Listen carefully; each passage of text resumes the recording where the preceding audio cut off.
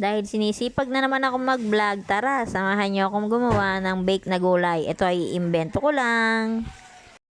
Bumili nga pala ako ng pipino, carrot, patatas, at syempre sibuyas na puti, pati tinapay. May natira pa nga pala akong quick melt dito na ginamit ko nung nakaraan nung gumawa ako ng pizza. Paborito ko nga pala tong mga keso, lalo na tong quick melt dahil mahilig ako sa pizza. Ano ulit-ulit? Pizza talaga, pizza. Ayan na nga po pala ay ginayat ko na yung mga gulay at ilalagay na po natin dito sa food processor para gilingin natin. Tinatamad kasi akong mag-chop-chop. Tingnan natin kung magiging maayos ba itong ating gagawin.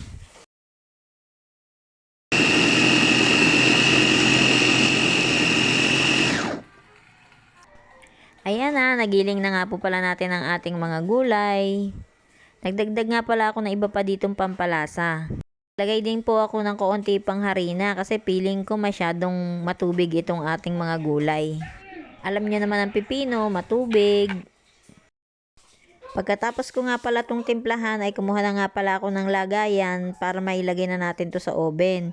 2 lagayan lang nga pala ang kinuha ko kasi feeling ko naman kasya na to dito. After nga po pala nating maisalin ito sa lagayan, ay ninadadan ko na nga pala ito ng quick melt. Siyempre, paborito natin to. Hilig ko nga pala yung mga pagkain na may keso. Minsan nga namamapak ako ng keso, lalo na yung Eid. Alam nyo na yon. Ayan na ang ating bake na gulay. Siyempre, ilalagay na natin to sa oven. Ito nga palang air fryer oven na to ay hindi sa akin. Ito ay sa kapatid ko. Ako na nga lang ang nakinabang kasi ako lang naman mahilig gumamit nito. Sayang naman, baka masira. After nga pala ng mga ilang minuto ay ayan na ang itsura niya sa oven. Mukhang masarap naman tong ginawa ko. Dahil luto na nga po itong ating baked na gulay, ay titikman na natin. Excited na ako kung anong lasa.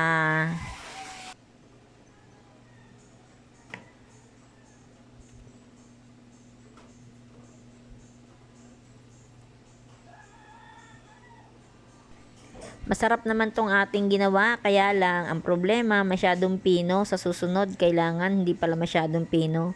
Gagayatin ko na lang para meron man lang crunchy. Hindi ko na mga maiwasan na hindi ubusin to. Paano kasi may keso. O paano ba yan? Hanggang sa susunod muli. See you soon!